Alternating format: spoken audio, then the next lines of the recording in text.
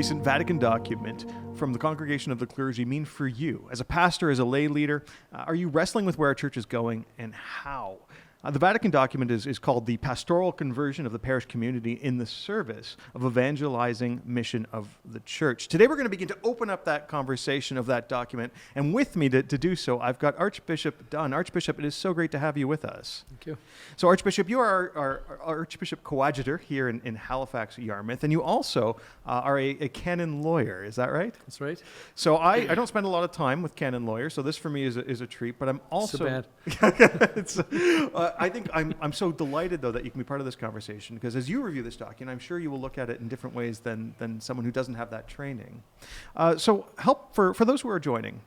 Not everyone would be familiar with this type of document and why it's even getting attention. Could you unpack for us what exactly is this kind of document? I think that's a very important question because that's the first thing that a person with some background in canon law does when you receive a document from the Vatican, is to consider what is the type of document. Where does it come from? And so this is called an instruction. Instruction means that, first of all, you'll say there's nothing new in this document, but it's more about how the laws that we already have, the direction that we already have, and it gives us some ways to implement those laws that we already have. So we will find that as we go through the document, there's nothing new, although there's a couple of new nuances here that are new, but otherwise there's nothing new in the document. There's a new emphasis in terms of the beginning. There's a whole sense on the missionary role of the parish, and then it goes to the missionary role of structures. And so it's a really important focus that the congregation is doing. We need to recognize as well that this is really going on for the last 25 years. In 1997, this congregation, as well as other congregations, came out with a document on how the lay people and clergy had to work together. In 2002, there was another document on the priest as a leader and a pastor in the church, and how does he work in the parish. And now this document then is the third kind of the third in a series, we might say, of how does the parish need to unfold today in the light of cultural movements that are happening and major changes that are happening in the world and in parish life. So at the highest level, then, as you review a document of this type, it's interesting to hear you put it into that sort of historical context. But what do you see this document? What kind of challenges and problems is this document trying to address? Obviously, for the last 20 or maybe even longer, 20 years or so, there's been a real movement about how does the parish now need to address the needs and spiritual care of the people that are involved in the parish. And so many parishes, many dioceses, many archdioceses and countries have begun to make some changes in parishes and in churches. And so as a result, the congregation has dealt with lots of the problems, lots of the concerns that parishioners have about changes that are happening in their churches, in their parishes, in their dioceses. And these people have gone to Rome, and so Rome has responded back to them and even given some direction. So as I said, the 2002 document, it was about how does the priest need to be a priest today in the life of a church, in the life of a situation where lay people are more involved and are more educated. How does the priest lead in that situation? This one deals specifically about the fact of changes that have happened in the last 20 years, or even a little longer, where large dioceses, especially in the States and in Canada, have closed churches, have reorganized parishes, and the reason is to provide the best pastoral care for parishioners. And so that's really the mindset that people have as they make the changes. Now, lots of those changes haven't been done well, and as a result, the congregation now is providing some guidance. And I think that's what this document is. This is a sense of saying there's lots of changes that are happening. Lots of these are great changes.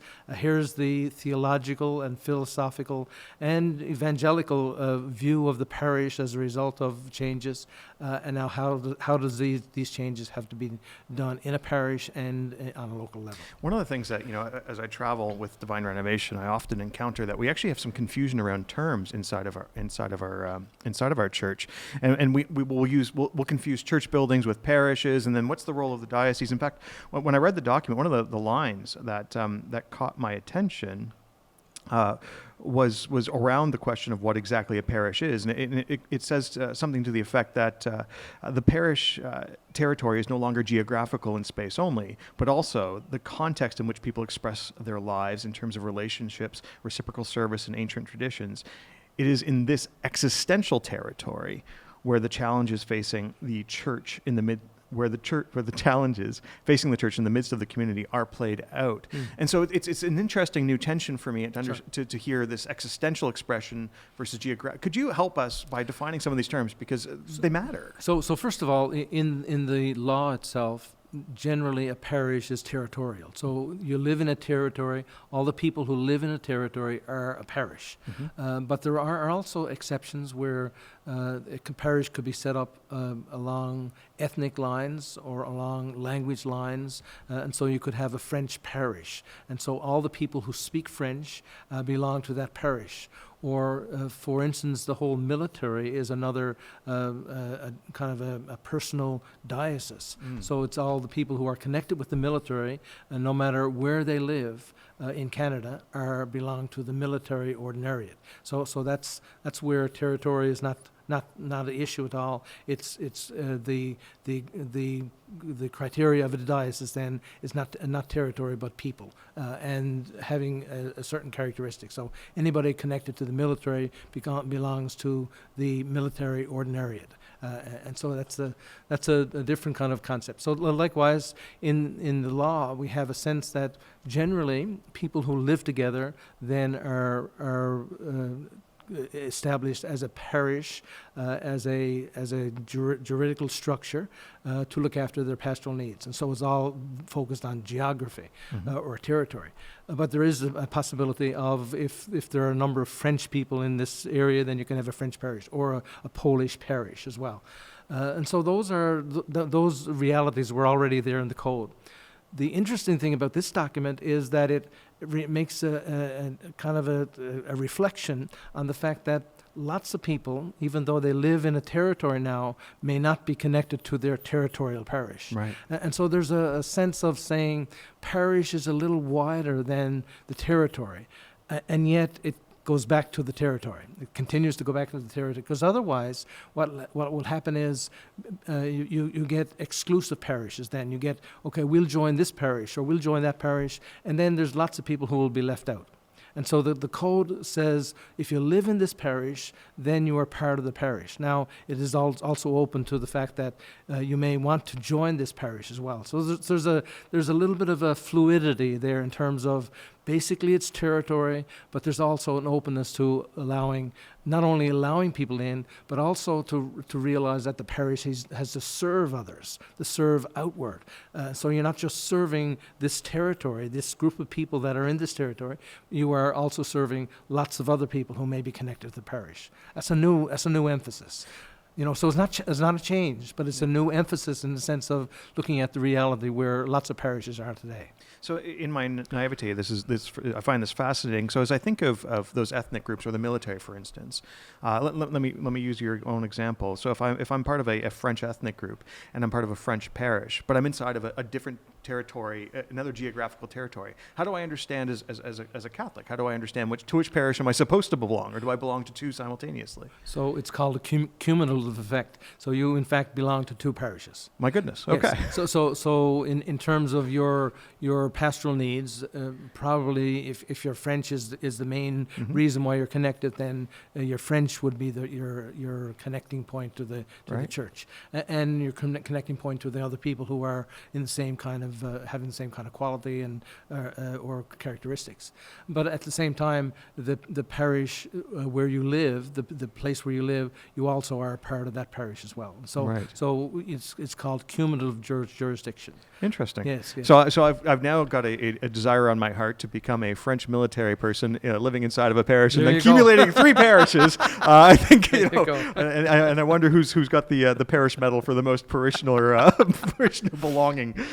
So much of the document actually speaks to the role of the parish, and so I think it's a great context. So now we've defined a bit about what it is, but how do we understand what the role of a parish is? First of all, you need to be using the word parish in the proper canonical sense. Parish means people. So you're saying, you belong to a parish. Well, you belong to this group of people whose pastoral care is being considered in this geography or in this establishment. You see, and so the understanding of parish as community, a community of people, or a portion of the people of God, as the Code defines it, and flows out of Vatican II. Mm-hmm. So this is the understanding the Vatican II had of parish, and it continues to flow into the Code, right? Right. So this is. It creates. I want to come back to it in a moment because I wanted to open up one other element before I go where I feel like you might be leading me. The document actually states that one of the cornerstones of pastoral action is evangelization. That evangelization is one of the cornerstones of pastoral action. So how should we as a church understand that kind of a challenge? Yeah, I think that's the new thing in this document. The whole section 4, called the mission, the guiding principle for renewal. Yep. That's I think the new section or the new emphasis in this document. And it's new in the sense of highlighting the fact that the parish is not just this group of people whose needs are being served by the pastor and whoever else is appointed to look after their needs, but it's also a group of people that has an outward kind of impetus. Yep. And so it needs to be moving outward at all times. So it's not just, okay, we need to have our own mass and have our own activities, but we need to have our own spiritual care so that we can care for others. Right. And so that's the new thing, or the new emphasis, and it's following from Pope Francis.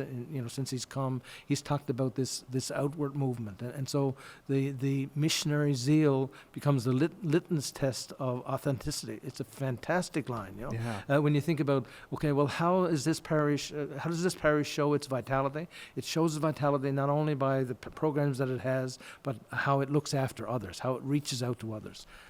It's a fabulous understanding of the group of people who are part of the parish community, right?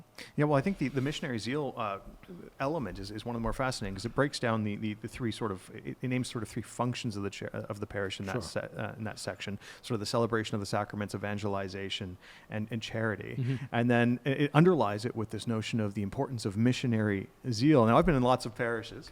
And I don't know that I would define the majority of them, let's say, as being missionary zealous. Like it's not. In my experience, it's not the norm. So how do we, as leaders in the church, and for the priests, pastors that are listening, how do they begin to understand how that angle, that emphasis ought to change their outlook in what they're doing? Sure. So part of it will happen at Mass. Part of it is part of the function of the homily. But part of it has to happen in terms of education, catechesis, formation in the parish, and constantly with the people who are involved there. And so there's a sense of constantly moving outward. And this is a new emphasis for us.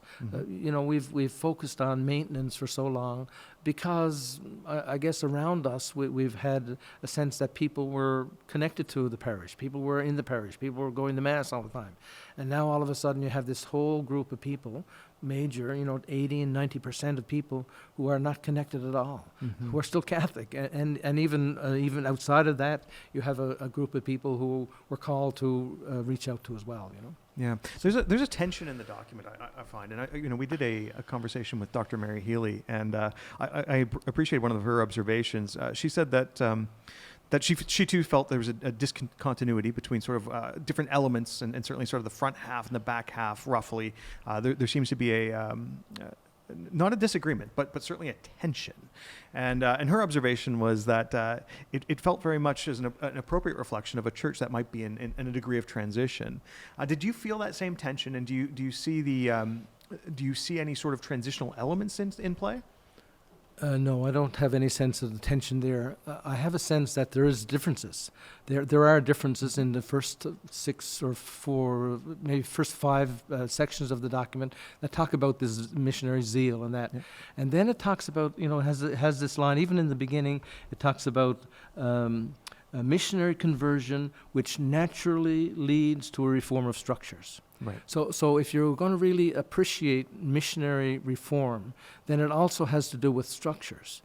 And then the second part is about structures. But that's not a tension. That's a natural evolution of the understanding of evangelization and missionary focus that we need to have. So missionary focus is not just on a personal basis. It has to be on a structural basis. And so as the document says right in the beginning, it naturally leads to a reform of structures. And so then the second part is the reform of structures. So it's not a tension. It's just naturally flows from the understanding that you have of missionary reform. Bishop Dunn, I'm going to stop you there. There's been so much already that we've gone through. I'd like us to pause so that we can come back and continue to explore the elements of the Vatican document.